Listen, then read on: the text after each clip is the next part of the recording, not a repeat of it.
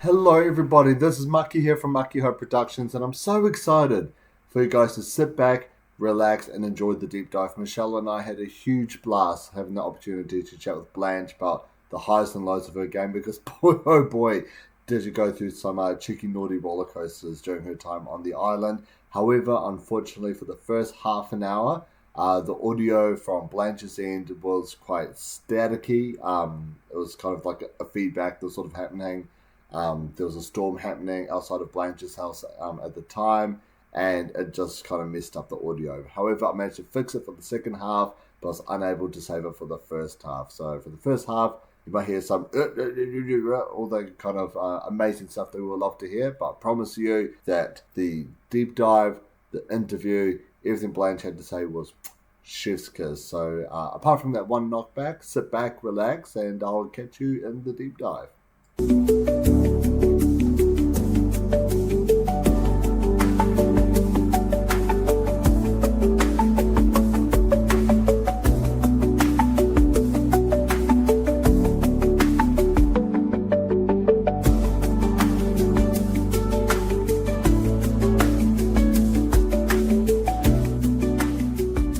Tēnā koutou katoa, everyone, and welcome back to Mucky Hope Productions. I'm your host, Mucky Hope, and oh my gosh, tonight is a night that I've been looking forward to. It's not very often that you're in a room with royalty. You know, like, why am I not on my knees right now, bending down to two highnesses of life? And I'll start off, as always, with the Queen on my right. I don't know where I would be without her. Everyone, please welcome the great Michelle. How's it going, Michelle? I'm good. Hi, everyone. Oh, geez. What a start.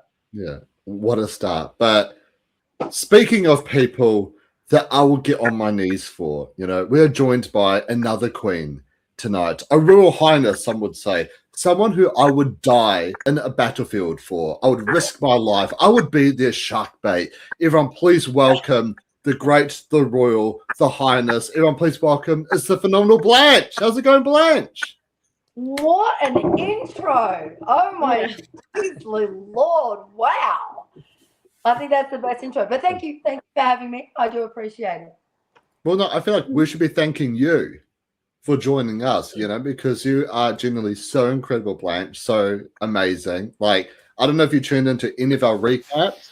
All Michelle and I do is just talk about how incredible and great you are. So, yeah, well, I generally like both of you, and I feel like tonight I'm talking to two friends, so that actually could be dangerous because we've spent a bit of time outside of or inside real life together. So I'm not meeting either of you for the first time today. You know what I mean? Like, it's been good. We've spent some time together, quite a bit of time outside of this. So I'm like, oh, Blanche, like, be careful. Well, it definitely won't be. It definitely won't be the last time we talk, Blanche, because I still owe you a 6-pack of beer and some pancakes. Yes, you absolutely do, and I cannot wait for the pancakes. And of course, the beer. Yeah, you can't go wrong with the beer. But Blanche, I just want to say thank you so much for coming on. It was an absolute travesty that we didn't get to see your game at all. Yes. But here tonight, we can talk all about it. And what I'm so excited to hear is how you were secretly running the game. Mark wasn't the main character. You were actually the main characters. I can't wait to hear all the blind sides you were pulling off, all the cheeky maneuvers you were doing. It's going to be a great one, eh? It definitely is. And look, I have listened to other people and their podcasts and stuff like that. So, it's a little bit disheartening when you get caught a sinking ship, or, your strategy's like a fart, or you couldn't get your foot in the game, or, they wanted you to find home. But I do actually agree with like some of those things that they were saying. But I was definitely trying to make gameplays and have conversations and build alliances there, multiple times throughout the game. So, there was a time that I do agree with the whole sinking ship thing, but there was definitely times that I was like, that was like full steam ahead on that Mark bus. That's for sure. Yeah. I think it's really sad how some podcasting teams Yeah, fine. If your gameplay isn't great, you don't have to take them down. Honestly, the things that some podcasters say is not respectful. And I think we're a very respectful podcast, you know, me being a teacher and a mum, and Mucky's very respectful, and I really dislike, especially people, you know, complain about your gameplay when we don't get to see all the gameplay anyway. Yeah, it's not so much the podcast, it's probably been my fellow cast members. You know, Yeah. it's that's what I've heard them say, which is even more hurtful. But I do reflect on that, and I'm like, yeah, maybe they've got some honesty in that as well. But it's what you see on the edit, and it's what they believed outside of the game, and all of that as well. But anyway, I'm ready to like knuckle down and debrief it and break it all down. Yeah, well, this is a place of truth, Blanche. So we want every inch of truth from you. Okay, no holding back, no stone left unturned. So the Blanche, full don't raw, listen to him. unfiltered. Hold back what you want. Well, I'd love to hear, Blanche, like, what is your relationship with Survivor? What made you want to apply for the show and get on it? Look, to be honest, I'm not a Survivor fan. I had never watched an episode ever because I'm not a fan of the whole manipulation and mind destruction and honesty. So I had a friend come to me and say, I think you would be really good on the game. You're really funny in normal life. You're fit. Everyone loves you. I really think you should go on it. And I was like, really? And she was like, yeah. So anyway, I was like, no, okay, cool. Why not give it a crack? And I did. And my interviews, I just snowballed. I went on so fast. I found out like within weeks that I was on it, when I've been told other people found out like days and all that kind of stuff. But I just ticked the boxes. I was perfect for redemption. So I was ridiculously lucky that it was the first time that I had applied. And literally it was like week by week, I just went bang, bang, bang, bang, bang, and I was on. They called and said, you're on, we want you, before I'd even done my fitness test, before I'd done my psych test, before anything. Oh, wow. Yeah. I don't think Michelle would have passed the psych test because, you know, she's a wee bit. Look, Mucky, I once had to do a psych test to go in a competition to have snakes on me, to have them lying on me. And I passed the psych test. They said, you are fine to go. It was good. Yeah. Well, they'll make you perfect for Survivor because you're surrounded by snakes all the time. Snakes and rats, as they say. Yeah, definitely. Yeah, snakes and rats. But Blanche, you know, when I met you at the TikTok Awards last year, and I actually said to Michael, oh my God, she is going to be amazing. And I'd only known you for I talked to you for maybe 20 minutes, half an hour. That was it. And I even said to people, wait till you see Blanche. Wait till you see her. She is like Kelly Mark II, but she could be crazier. And I wasn't sure. And I'm like, yeah, no wonder they cast you like that. Like you just exude this energy that it's one of a kind. There aren't many women, you know, our sort of ages that exude that energy and aren't just like, oh, so depressed and down in the dumps and whatever else, you know, complaining. But you were so positive and up and just excited. You were just excitement plus. And I think that's why they cast you. I totally agree with you. I'm not your typical 40-something-year-old at all. You know, I said to them, I'm a 20-year-old stuck in a 40-something-year-old body. My energy, my outlook on life, I was blessed to be born this way, to be honest. But it was so interesting when I hit that island and I was in a group of people that just did not appreciate it. They didn't love it. I was like this, like, who is that person? You know, she's got too much energy and positivity and all this kind of stuff. And I was trying to really be myself and my energy, but the people, the tribe that I was in, they were not me. They were not me. If I'd been cast on the other tribe from the very beginning, I think it would have been an absolute different story, because there were people that were so like-minded to me, and they had that energy, just wanted to live life and, you know, get out the returnees and all that kind of stuff. But it was super hard for me because I got into a tribe that just don't match my energy at all. Yeah. Yeah.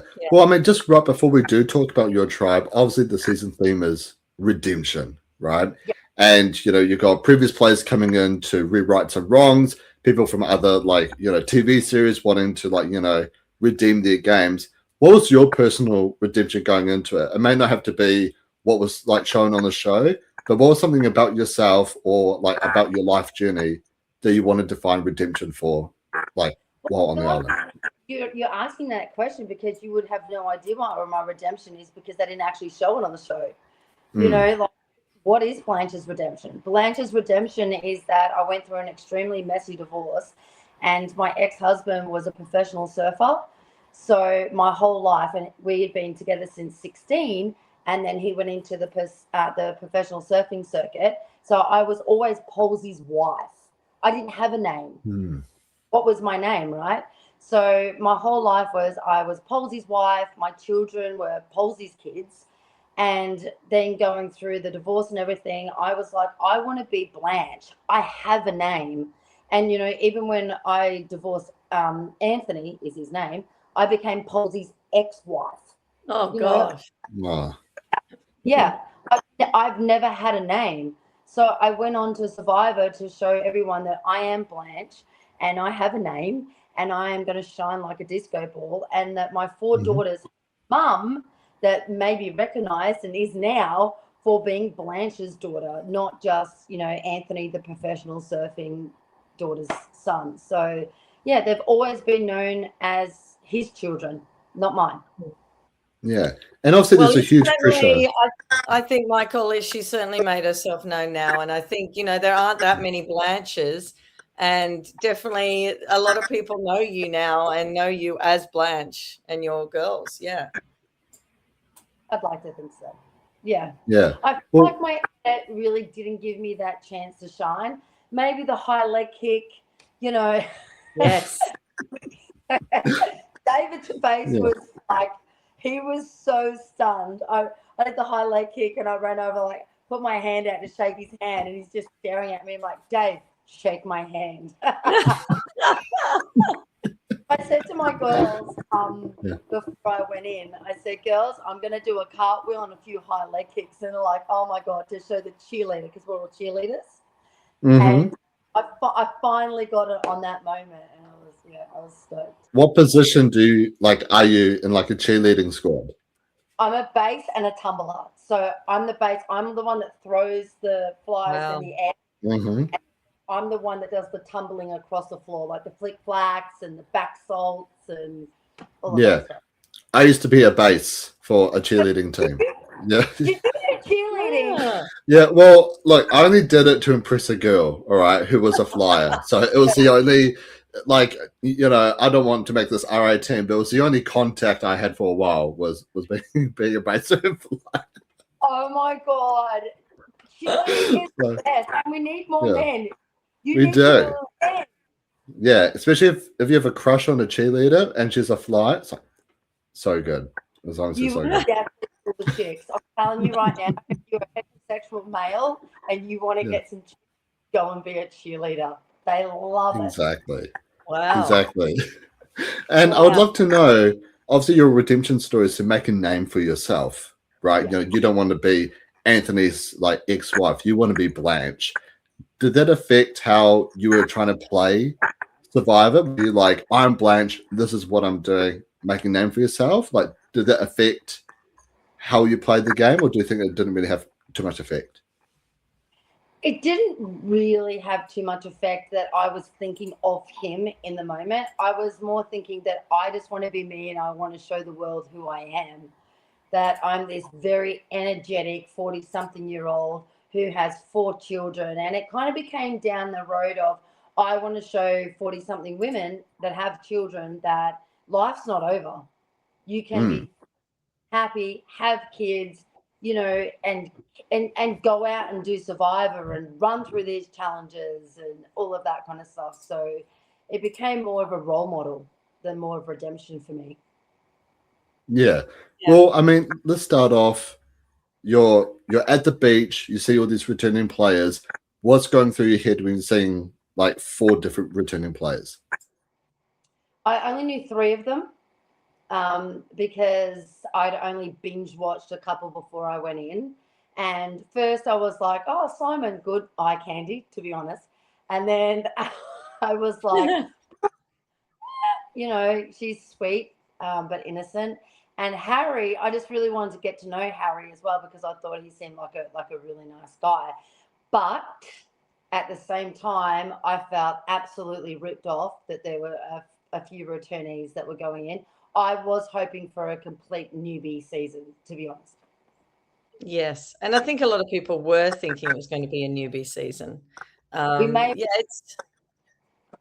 Sorry? We may have been told it was. Yes. Yeah, you never know what's going on with the seasons. You get lots of rumors. So Blanche, when you got on the beach and you're first there, and obviously you've seen Survivor before, you binge watched. What was the biggest surprise for you when you finally get there first day? So as soon as we arrived on the beach, everyone scattered. Everyone literally disappeared. And it was Don, Caleb, and me just literally standing there looking at each other going, what the hell? Aren't we meant to build a shelter because we're on Barren? We've got nowhere to live. Yeah. And everyone fully disappeared. And I had read George's book before I went in as well in lockdown. And he said, do not build the shelter, go and make friends straight away. Do not build a fire, don't build shelter. And I was like, I don't know how to even do that. So I literally stood there and talked to Caleb and Don and felt like I started to build that relationship with those 2 immediately. Oh, that's good. I mean, and then Don did get into the shelter. Obviously, he couldn't help himself. When you saw him doing that, did you pull back and think, no, I'm not going to help him. I have to go and do other things? Yes. Yeah, absolutely I did. I kind of just was like, Blanche, stop helping them. You're not a help. You have no idea what you're doing. You've talked to these 2. Go and try and find some other people. So I kind of just started walking through the bush and trying to talk to other people. But I tell you what, it was really hard. The bush is huge. It's damn huge. People are everywhere. They're already in conversations. And it was mind-blowing of how hard that immediate first hour was. It was incredibly intense. And I actually had a throat infection. So I was not feeling, So I was on chills and fever, but I didn't tell anyone, and I still don't to this day think I've ever told anyone about that. So I was sick as a dog, and I never get sick. But anyway, it was mind-blowing of how hard that first hour was. I cannot express how hard it was. Yeah, I always want to ask different questions like that. Everyone always gets straight into the idols and alliances and things like that, and no one ever asks this basic stuff of what happens when you first get there, and is everyone off looking for idols straight away, and the relationships and how do they form? Is it literally like first day of school? Whoever you see first and connect with first is like your alliance person. Well, to be honest, looking back, and this is why the returnees have got such an advantage, it's actually disgusting how much a returnee has an advantage. So I look back now, and if I was there with Don and Caleb, and we spent some time standing there together, just the 3 of us trying to work this shit out, I should have come up with an alliance name straight away and said to those 2 boys, guys, it's the 3 of us. Everyone else has disappeared. Let's be our first alliance. But I didn't feel like I could do that right there and then. But if I went back and did it, which I will never do, I would immediately say that to those boys. Boys, let's call us the shelter builders or the Builder Bob. Let's be the Builder Bob alliance, Yes. I could talk about it right now. And then I hear about alliances and alliance names down on the beach on the very first night, like the Corntel, whatever that is. Like Yeah. they're talking about names on the very first day, but as a newbie, I didn't know that I could do that. But Mark is down there going, calling alliances their names straight away. Yeah. Like, you know what I mean? Like it's such an advantage being a returnee. It's actually mind blowing. Yeah. Yeah. Well, was your sort of plan from the jump is to just get the returning players out? Was that sort of a plan or strategy that you wanted to do? Well, not in that moment. No, in that moment, it was to build relationships, and I was Mm. trying to build relationships, and you did that. But over the next 48 hours, definitely in my mind, watching the returnees, because I went to Brooke on that very first day, and I'm like, oh, Brooke, how are you going, and all that stuff, and I'm like, you're trying to build alliances, and she's like, oh, I'm just trying to get to know everyone, Blanche, and seeing who I want to work with. And then you see she's like naming alliances and all that kind of shit. And I'm like, Yeah. why didn't she right there and then go to me, Blanche? I'm happy to work with you. But she was like, oh, just trying to get to know everyone, Blanche. So after that, I was like, I just put it out there. I was like, we should probably get these returnees out pretty fast because they know what they're doing. I could see Mark talking to every single person. So it was definitely 48 hours. But then when Mark did that first at the first tribal council, absolutely, I was like, get returnees out immediately. Yeah. Well, I mean, let's talk about that because there's so much chaos that happened in your very first tribal. Like quite often in Survivor seasons, that kind of gameplay happens way later on, like with the merge, as you experience with like the double fake autoplay and stuff. Not in the second episode, not in the second vote of the whole season. So, like, walk us through the whole scramble. What was happening from Mark wanting to get rid of Johnson, and then Kat's trying to get rid of Faith, and is dropping all these bombshells. Like, how were you involved in all this scrambling? So the very first tribal was an absolute goddamn nightmare. It was absolutely. I have never had so much anxiety in my life. It was disgusting. I was like, send in the chopper and get me out of here. So I act really quickly because I just found her quite calm.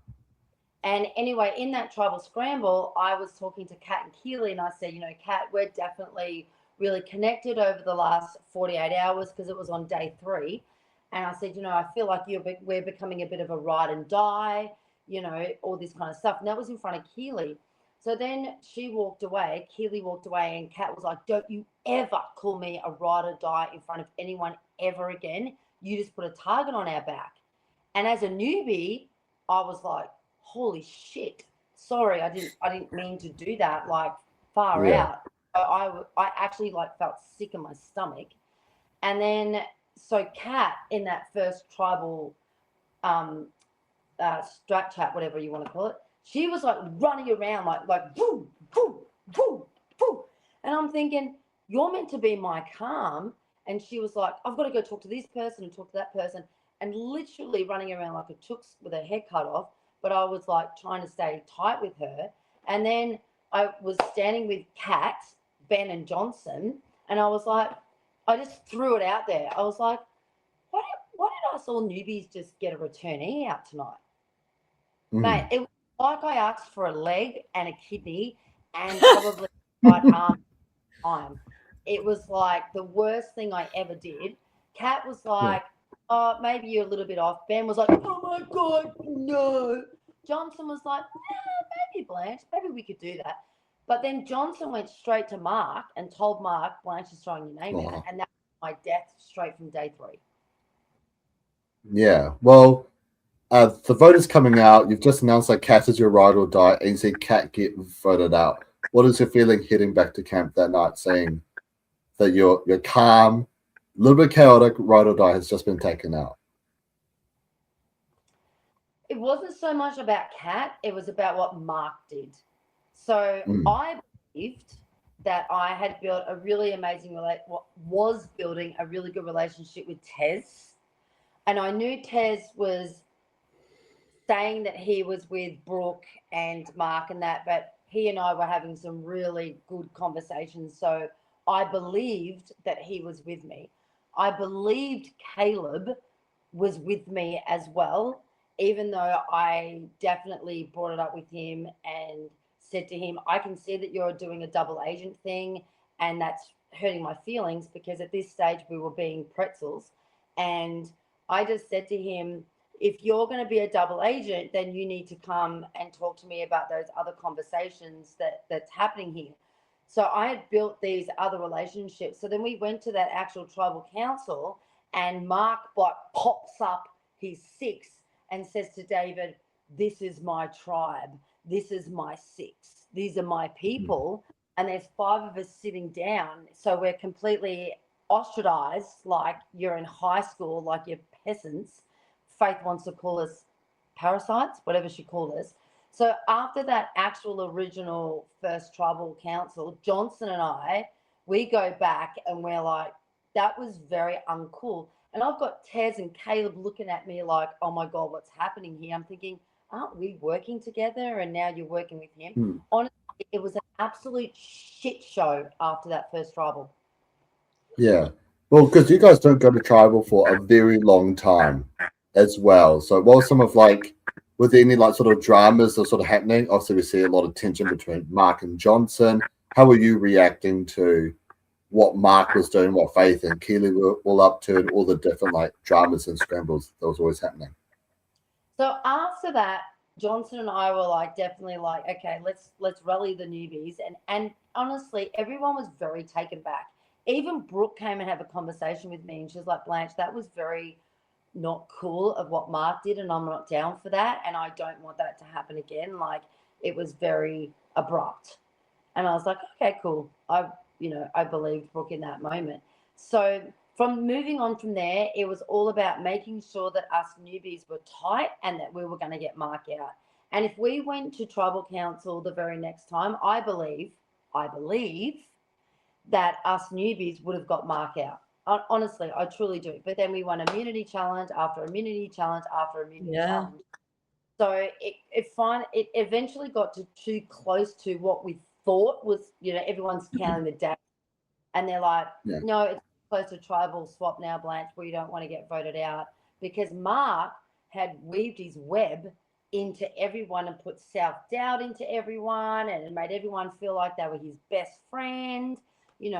He sucks up the newbies' asses, and he's like, oh, you're mine, and has a tribal name, or whatever you call it, an alliance name.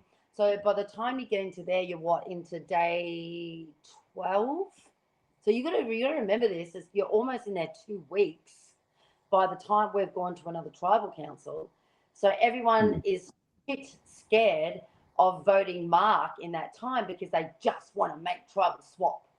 So we went for the easy vote. Everyone went for the easy vote. Mark is standing there in front of me going, we're doing Johnson tonight. I was like, there's absolutely no way I'm writing Johnson's name down. He said, thank you for your honesty. I really appreciate that. Yeah. Yeah. It was a bit sad. That's not cool. Like, what do you think? You brought up challenges. Tell us your favorite challenge. Water. Every time it was in the water. So the very first one with those pads. Oh, yeah. I did it 4 times.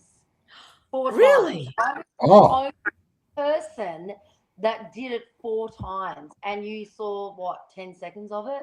Yeah. Yes. Yeah. Back those chicks 4 times. Then another water challenge. You know the ball challenge? Yeah. So we had to throw it over and then they slingshot it. Yeah. I'm ridiculously short, and it was high tide. And I was out there. I swear to God, this is no shit. You can ask anyone else. I reckon us girls were out there for about, and I did it twice, because you know what they did?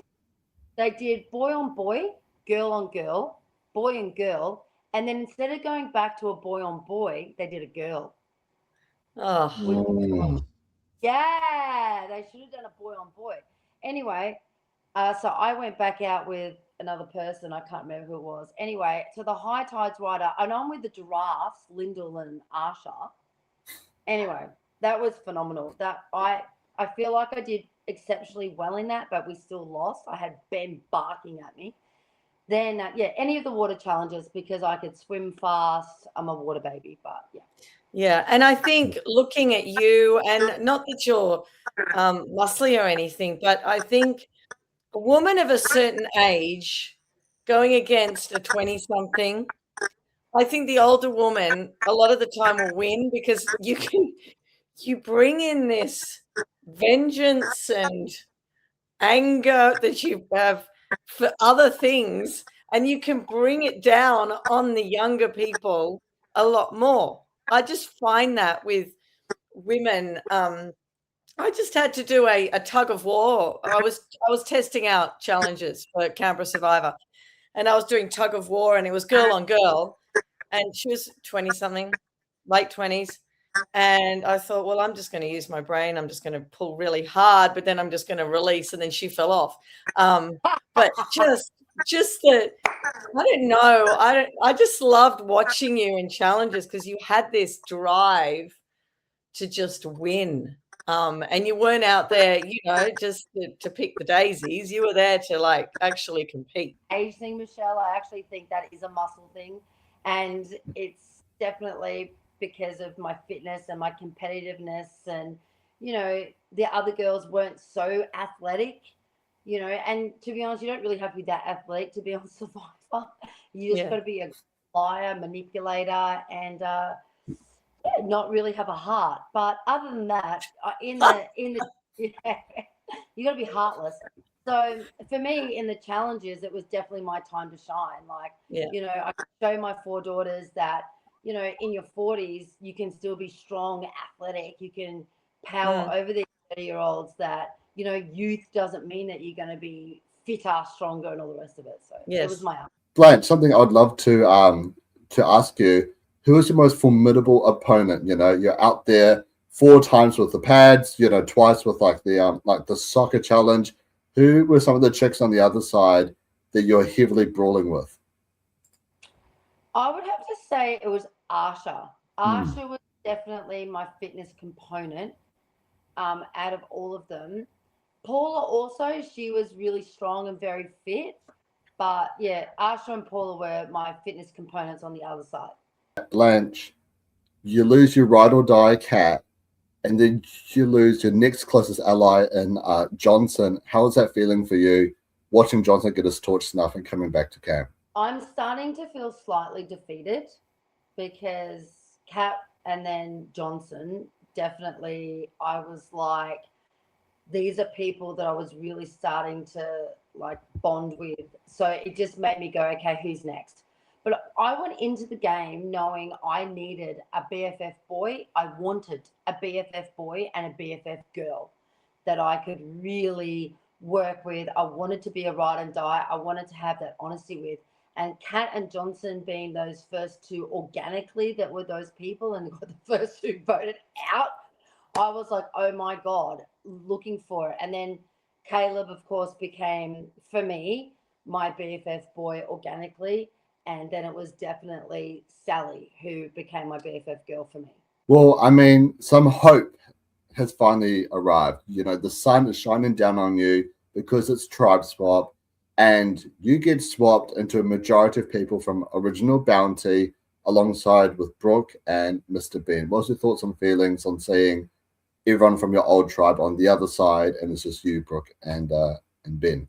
When I originally got on that tribe swap for like the first half an hour, I was like, holy shit, I'm with Ben and Brooke, who aren't my favorites at all. So I was like, what the hell's going to happen here? Do I need to like really start trying to work with them?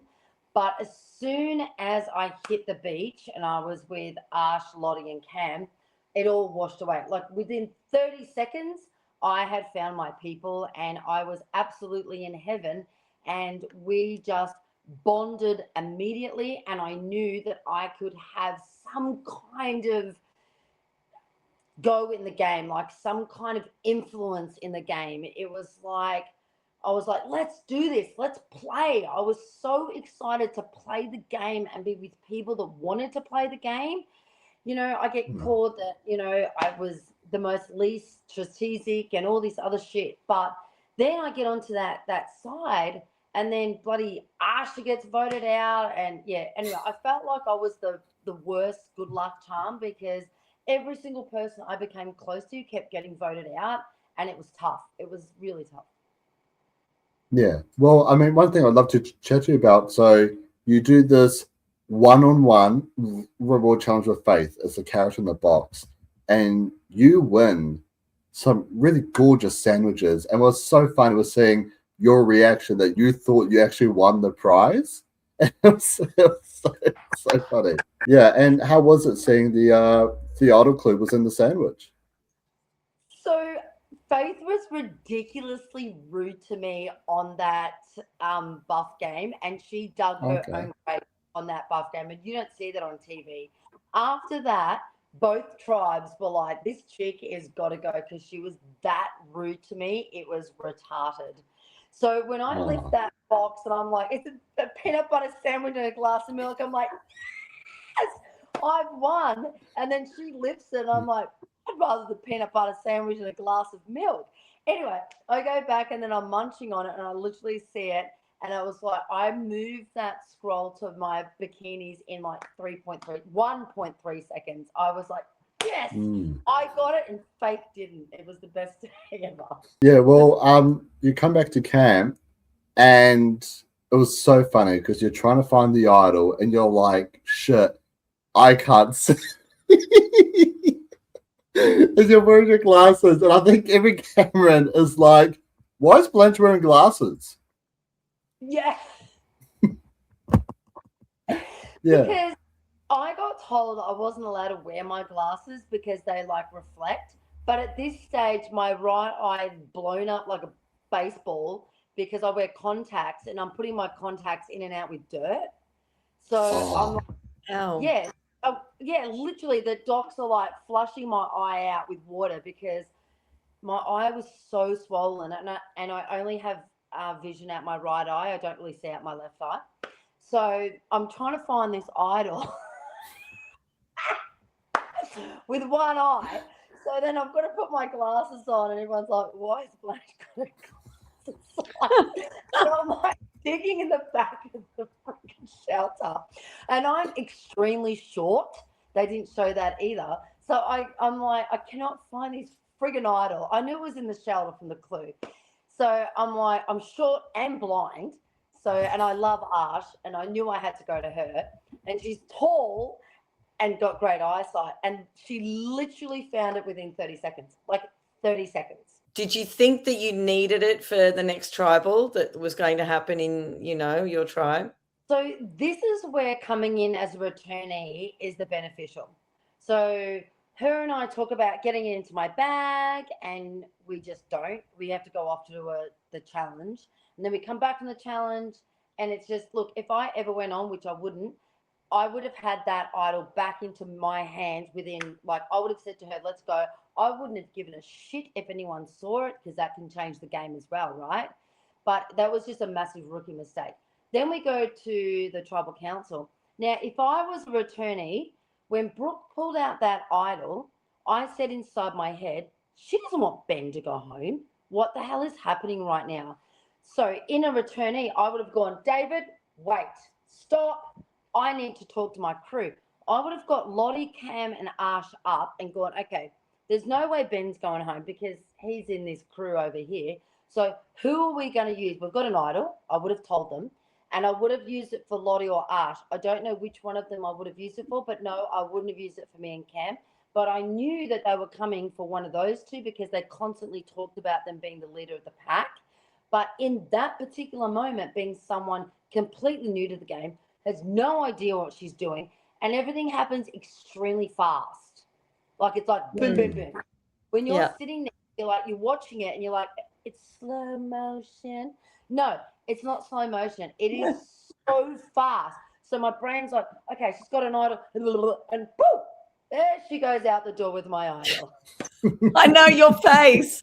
The camera just kept looking at you the whole time, and they kept panning back to you, like when she had to get up, and then she had the torch, and then they keep looking at you, and I'm like, oh my God. And I genuinely didn't know the rules. I didn't know if I was allowed to ask after she got voted out, I didn't know if I was allowed to go, Ash, can I have my idol, please?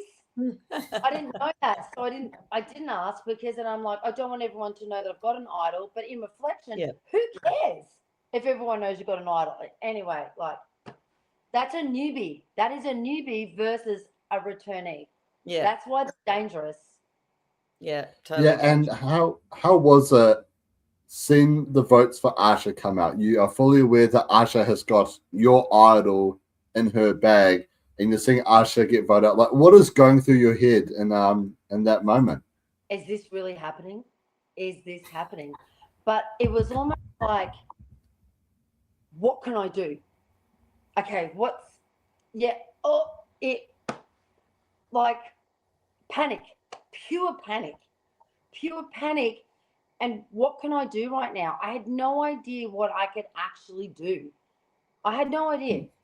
Seriously, I was like, I have no idea. I was panicked. It's sad. I think if your strong alliances get taken out, it's like, well, where do I turn? And a lot of players are like, well, it's hard for them to come back from that.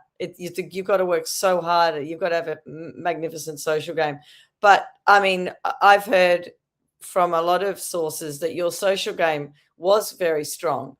Even if people say the strategy wasn't there, your social game was right up there. And if you played again, you would be a hell of a lot dangerous player, I think, because you got on with quite a few people. Thanks, Michelle. I truly do appreciate that. I definitely do think if I ever played, which I won't, I would be dangerous, because my problem was I played with my heart, and I am emotional, and I get emotionally attached to people, and I genuinely ask you questions about your life because I'm genuinely interested about you. And that was the whole Jackson thing. I knew Jackson's training routine, his supplements. I knew who he lived with. I knew everything about Jackson. But Jackson did not know anything about me. He never once asked anything about me. And that was his downfall. And, he could have, because I went on tribal swap with him, he could have become my Caleb. If he had taken that time to genuinely get to know me, I could have connected with that guy and given my vote to him and not Caleb, because I was separated from him. But Caleb and I kept a relationship over the mat, and Cameron became my new Caleb in that circumstance. But I do appreciate that my social game, and I genuinely actually really love hearing about people's life. So yeah, I would be dangerous because I would know what to do in difficult situations as well. My game fall is definitely after merge. I know I was a sinking ship after merge. I think the whole thing at Tribal Council where Jackson had no idea about family, the name, like, I knew you had 4 girls. I don't know their names, but I know sort of their ages. And I didn't even play a game with you and stay in a jungle with you for forever. And I just find it amazing that he didn't know any of your names or even that you had 4 girls. And where you did he even know where you came from? Like where you lived? Like that, it astounds me. Jury management. I totally agree with you. He could have come up with something, like, but my question was to him, tell me something that you haven't heard from someone else. So what did you actually ask me? Yeah. Like, he could have asked me about my training.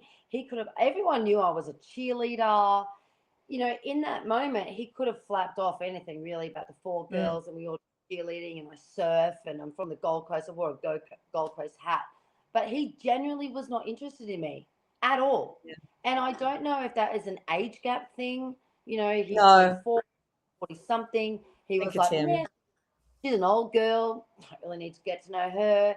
You know what I mean? Or, and you know what? I actually genuinely really like Jackson outside the game. He's actually a beautiful human.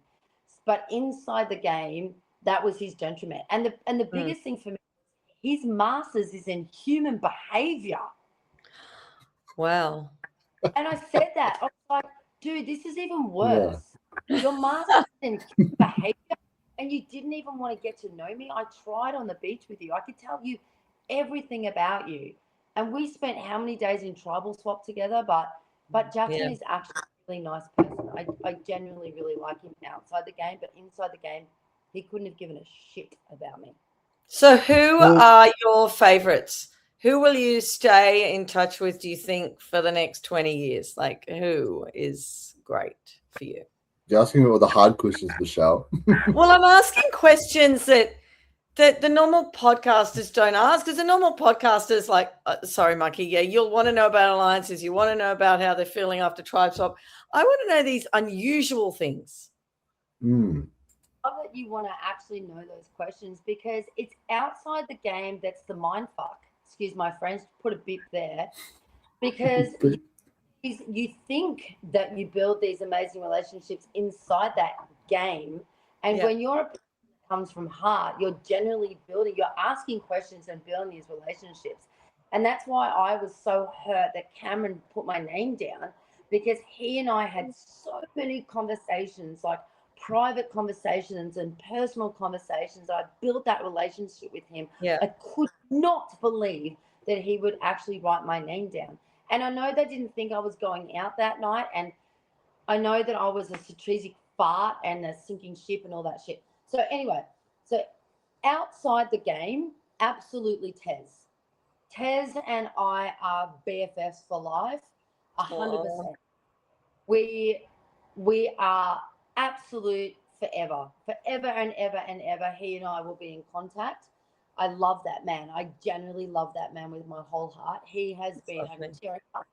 Yeah, like I cried to him so many times inside the game, generally, and outside the game, he is just very thoughtful and genuine. The other person that I've kept in contact a lot with was Johnson. I did keep in contact. Yeah. And I'd like to think that he and I will keep in contact a lot. Caleb, he and I definitely have kept in contact quite a bit outside the game. Like, definitely straight after the game, he and I kept in contact a lot, and we debriefed and we talked about it and all that kind of stuff. And we're definitely still in contact now. And then Asha, I'm still in contact with a bit. And Sal, I'm in contact with a bit. And Cameron, I didn't mention Cameron, sorry. I will definitely be friends with Cameron for life, even though I gave him so much shit in the Drury Villa. But yeah.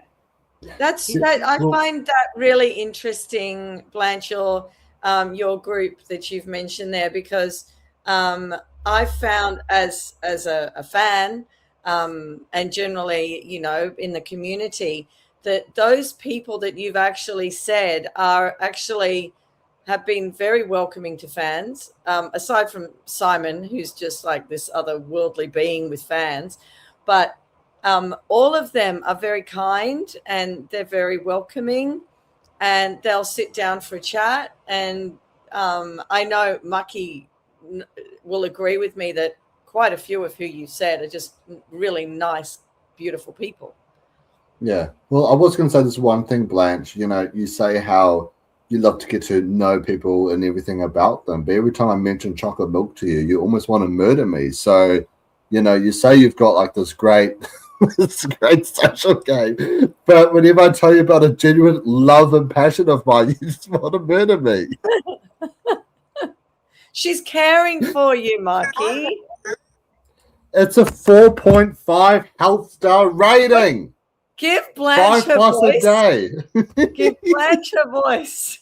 I'm telling you right now, that is why you haven't kicked that flu we keep talking about. The flu that you keep talking about.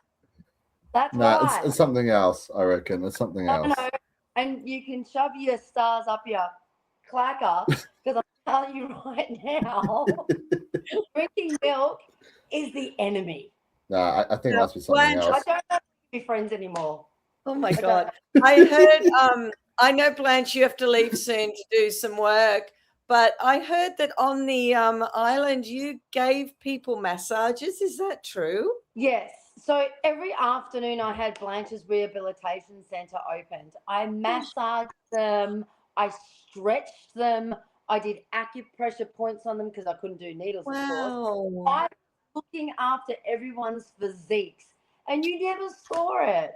I literally was massaging everyone. And Don, I fixed Don's hamstring. That's another one I'll keep in contact with. Love you, Don. Yeah, I was like looking after everyone's bodies. Seriously. Sweet. Injuries were coming at me, and I'm like, yeah, I'll do this. And yeah, anyway, you didn't see any of that, but that's generally who I am. That's what I do. I'm a healer. I heal people. So, but it's a shame that you actually didn't see that on TV. You know, it's a shame that you didn't see my game chats and my personal connections with people. I feel like my edit was quite mute.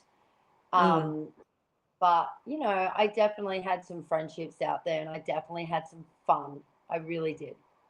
Wonderful. Well, Blanche, another person I want to talk about. So I feel like it's a recurring theme across the game. So Kat, your ride or die goes straight away, and then Johnson, and then at your very next tribal, poor Asha, she's taken out with your idol in your pocket. How were you feeling that at the very next tribal you go to, Lottie gets blindsided? Man, I felt like the bad luck charm. I honestly felt like the bad luck charm. And I remember sitting on the beach with Lottie, and she's like, Blanche, this is too easy, because I just had a conversation with Brooke, and she's like, I'm not writing Ben's name down, I write Jackson. And I'm like, okay, so it's Ben or Jackson. And I go back, and Lottie's like, no, Blanche, this is not happening. I'm like, all right, Lottie, what are we going to do? What do you want to do? And we were trying to figure out like what was actually happening in that moment. And then when she went home, I was like, I literally feel like every single person I come close to is like being flicked off, like literally flicked off. It was tough, but because I was back at Merge and I was back with Caleb and Sal, I felt somewhat safe until Caleb absolutely had a friggin' meltdown, and he and I had an extremely massive lovers tiff, and I felt unsafe for a moment. Ben, he did apologize, and I felt like we were back working together and stuff, but yeah, I felt like I didn't have that posse. Like, I felt like I was flapping, because I knew Sally was a double agent as well. Like, my two, what I would call a BFF was Caleb and Sal when I got back with them, but I knew that both of them were still being the double agents. So yeah, it was scary. It was scary, but you know, and yeah. Anyway, I was trying to work with Simon and blah. Anyway. Yeah. Well, how was that then? Because like finally, you're wanting this to happen so long ago, but the newbies actually do come together to try and take out Mark. What's your sort of thoughts on the Rich Tribal Council, where Mark is flashing a fake idol, a real old idol? He's talking down to Rich. Like, what's your sort of thoughts and feelings as all that drama was unfolding? So in that particular tribal scramble, I was being told the vote's on you, so act like it's on you. So I was like walking around all by myself, like all sad, like, and not getting involved in any of the conversation, because, you know, massive regret. If anyone ever wants to go on to Survivor, call me and I'll give you some tips of what to. I'm telling you right now, I will never, ever do that again. So in that moment, I was like, because we get to tribal council, right? And they dumped their votes on Mark. And I'm like, why did you dump? But if you know, if someone actually had a conversation with me, I would have been, who's the split's on? Who's the split on? But no, Ben thought he was king shit at this stage, and he was like running everything, and they dumped. No one dumps. I was pissed. And at that moment, in that exact moment, I knew I was at the bottom of my alliance, and that's when I was like starting to talk to Brooke and Keely. Yeah, well, were you ever thinking about maybe working with Brooke and Keely? You know, you said, Mark, he plays the idol, Rich gets taken out. Like, were you ever thinking, like with Ben, he's not listening to me, my alliance clearly isn't listening to me. Was there any sort of thoughts on maybe joining the returnees there? Absolutely, it was. And it's a massive regret for me not doing it, because on the day that I get voted out, I actually talked to Keely and Brooke at the well, which is not shown on my night. And I speak to them about, I am definitely on the bottom. They're not including me in comments. Well, they are, but it's not really, like, literally just, I'm trying to have an opinion, but they're not listening to my opinion and all this stuff. And so I talked to them about flipping then, and then just, I was way too emotional. I was way too connected to Caleb and Sally to flip. And you know what? If I ever did it again, I wouldn't. I would have flipped so fast on that and gone over to Brooke and Keely on that particular day, because I knew I was a shit kicker and no one had any faith in me or desire to have game chats with me anymore. But if I had flipped over there, and I knew, if you know what, if I actually went and spoke to Simon with Brooke and Keely, I could have gone over to them and started something with them. But my heart was with Caleb and Sally, and what a stupid idiot that was.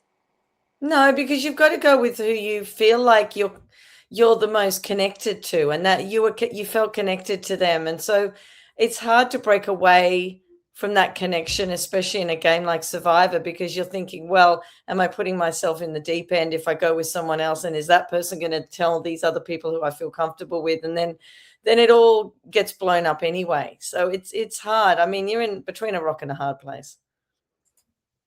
I truly was, but really, it's Survivor. And maybe if I was a super fan, I would have known that that was the perfect timing for me to flip over and all of that kind of stuff.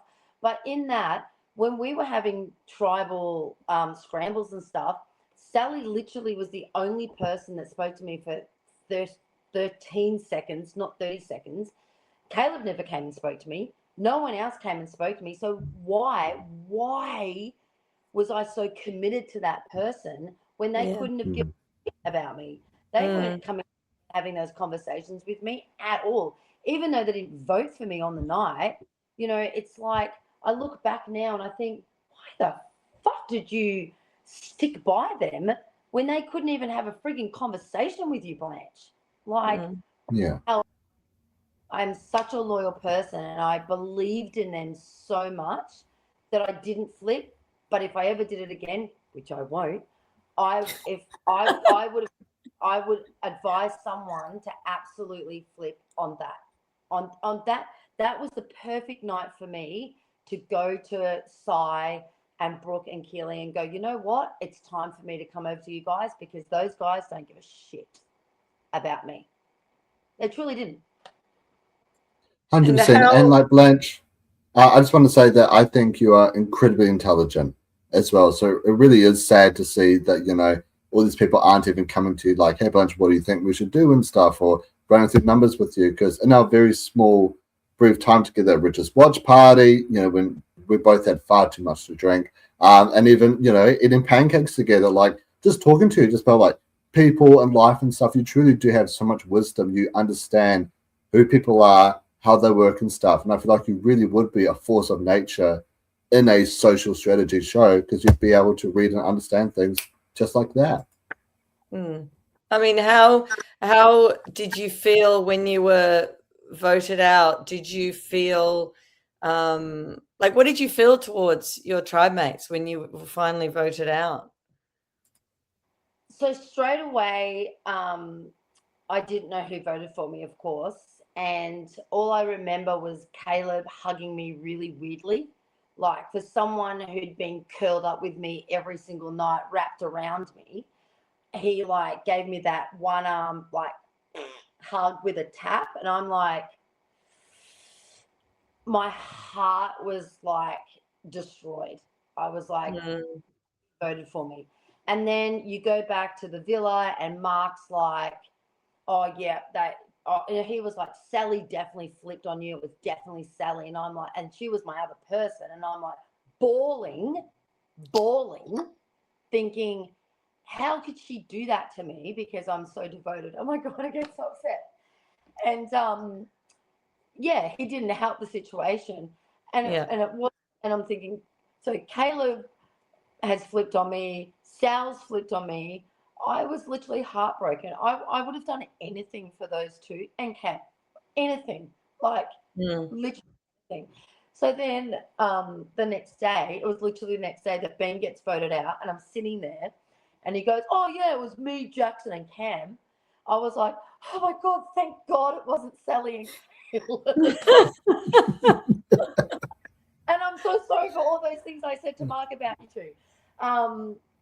So, you know, hearing that, it was like a relief, but then hearing Cam had written my name down, which he and I said that we would never write each other's names down. It was distressing. It's so hard. I'm such a heart person. I will do anything for you. So yeah, it's nice. It was a shit show. I thought definitely Brooke, Keely, and Simon had voted me out, and I was happy with that. Yeah. Happy with that, but it wasn't them.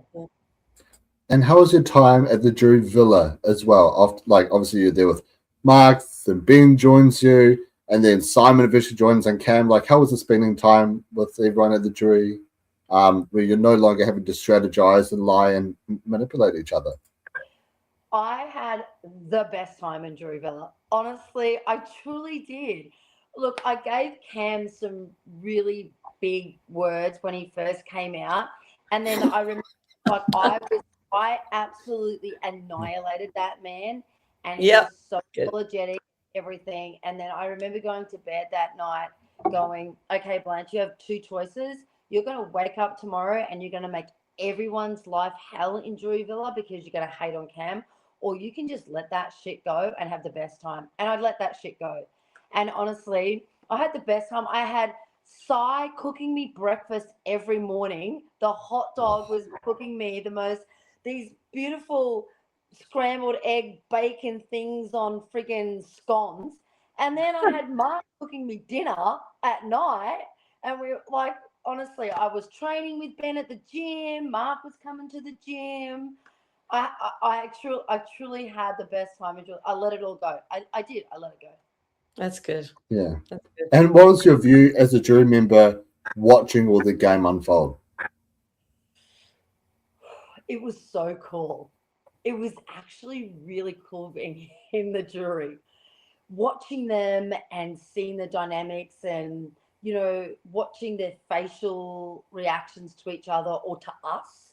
So when someone's like facing the jury on the when they're all sitting there, you know, they're trying to do little things to us and all that kind of stuff. It was super cool. I actually really liked it. Oh, cool. Well, Blanche, you came into the game, you're wanting to become Blanche, not Anthony's ex-wife, not like this person's like ex or anything. You wanted to go into the game and be like, I am Blanche, hear me roar. Did you feel redeemed after your experience, whether or not it was shown on the show? Did you feel like you had redeemed yourself? Okay, so whether it was shown on TV or not, I do feel like I showed those people on the island who Blanche is and how strong and how fit and how fun I am. Absolutely. I just feel like the audience didn't get to see that. I don't feel like my edit showed you who I am. And that's what makes me sad about it, is that I truly don't believe the audience got to see that real Blanche shine like a disco ball, what I really wanted to. But I would like to believe that my other tribe mates definitely saw Blanche come out of the shadow and become herself. Yeah, well, Blanche, like, I've been podcasting for quite a few years now, and Michelle, you know, you've been doing it way longer than I have with your Facebook page, and you know, with contestants who engage with them, they come and go, but you're one of the rare few people where I genuinely hope, and I can see like a friendship lasting for such a long time. You're so lovely, so kind, so generous, and you make everything way more fun. I've had so many fun chats with you, whether you support my endeavors or not.